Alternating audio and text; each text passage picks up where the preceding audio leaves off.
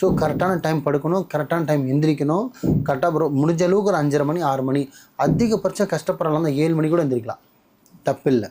வேலைக்கு போகிறோம் 7 மணிக்குள்ளே எந்திரிச்சிட்டு கரெக்டாக சுத்தபத்தமாக குளிச்சுட்டு ஒரு 10 நிமிஷம் பிரபஞ்சத்துக்கு நன்றி சொல்லிவிட்டு தியானம் பண்ண தெரிஞ்சால் தியானம் பண்ணலாம். இல்லை தியானம் பண்ண தெரிலனா ஒரு 10 நிமிஷம் சாமியை கும்பிட்டுட்டு மனசார பிஸ்மில்லான்னு போய் பாருங்கள், அன்றைய பொழுது நல்லா போகும். ஸோ இவ்வளோ இருக்குது.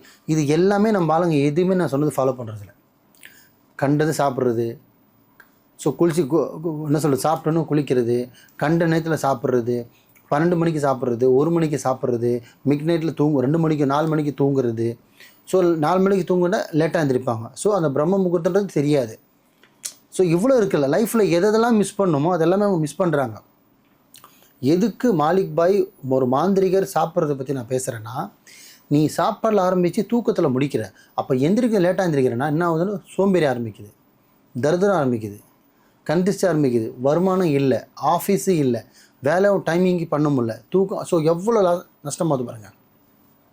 அப்போ எங்கே ஆரம்பித்து எங்கே முடியுது, உன் லைஃபே போயிடுது உன் சோம்பேறித்தனத்தால். அந்த இங்கே நீ அங்கே சரி பண்ணணுன்னா நீ முதல்ல இங்கேருந்தே சரி பண்ணணும்.